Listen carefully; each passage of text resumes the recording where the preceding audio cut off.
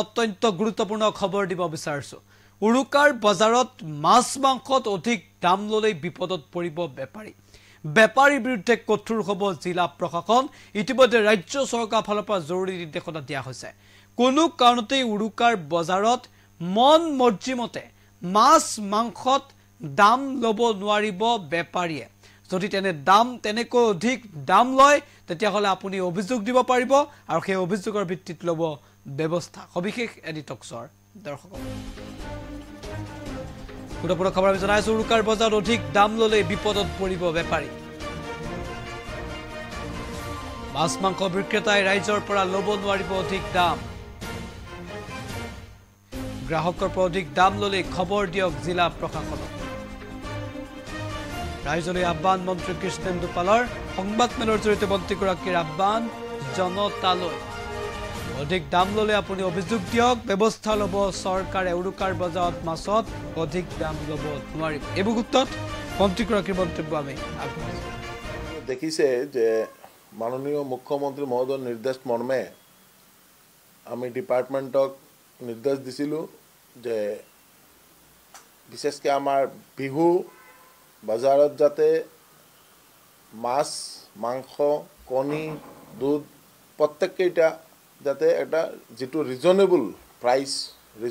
price যাতে প্ৰাইসটো control কৰে তাৰ কাৰণে আমি যে নিৰ্দেশ দিছিলোঁ প্ৰত্যেক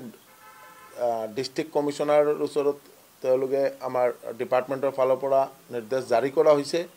আৰু প্ৰত্যেককেইটা ডিস্ট্ৰিক্ট কমিশনাৰ SOP টো নিৰ্ধাৰিত কৰিছে আৰু এটা টাস্ক ফোৰ্স গঠন কৰিছে যাতে প্ৰত্যেকটা বজাৰত যাই তেওঁলোকে মানে কোৱালিটিটো চেক কৰে গাহৰি হওক বা ছাগলীৰ মাংস হওক বা ফিশ হওক প্ৰত্যেকটা যাতে কোৱালিটিটো চেক কৰে আর মানে রিজনেবল প্রাইস যাতে প্রাইসটো কন্ট্রোল করে তার কারণে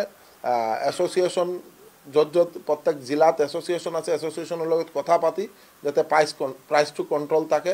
আর আমার গোটেই অসমৰ ৰাইজে যাতে এটা রিজনেবল প্রাইসে মাছ মাংস কণী দুধ সব যাতে মানে পায় তার কারণে ব্যবস্থা লওয়া হব আর আমি তো আশা রাখো যে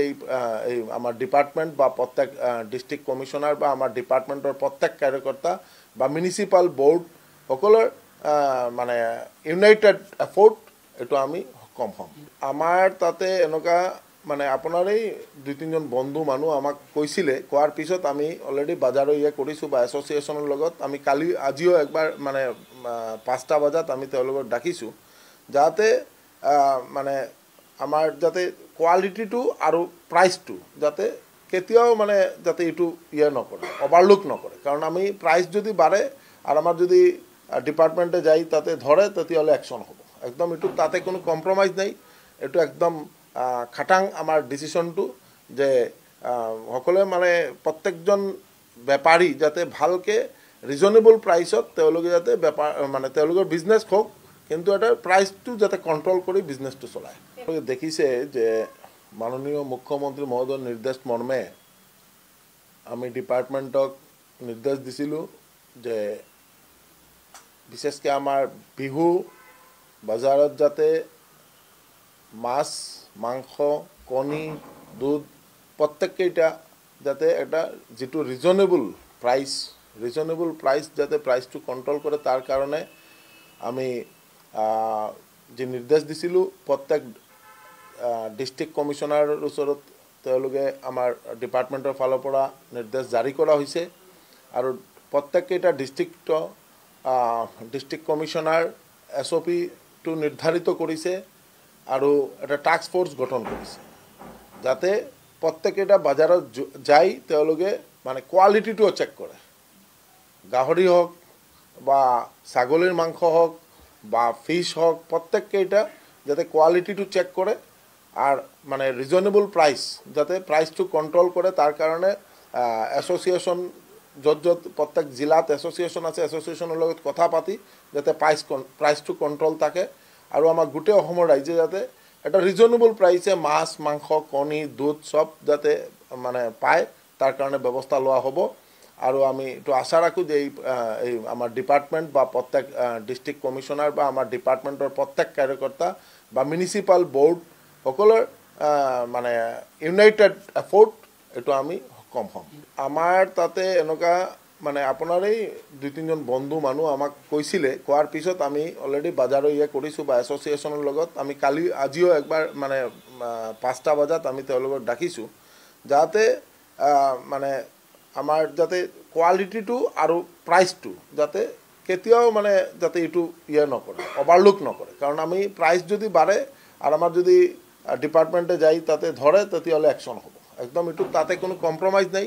এইটো একদম খাটাং আমাৰ ডিচিশ্যনটো যে দেখিছে যে মাননীয় মুখ্যমন্ত্ৰী মহোদয়ৰ নিৰ্দেশ মৰ্মে আমি ডিপাৰ্টমেণ্টক নিৰ্দেশ দিছিলোঁ যে বিশেষকৈ আমাৰ বিহু বজাৰত যাতে মাছ মাংস কণী দুধ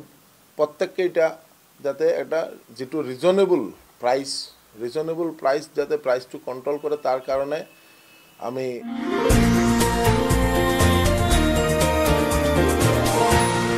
Anytalks,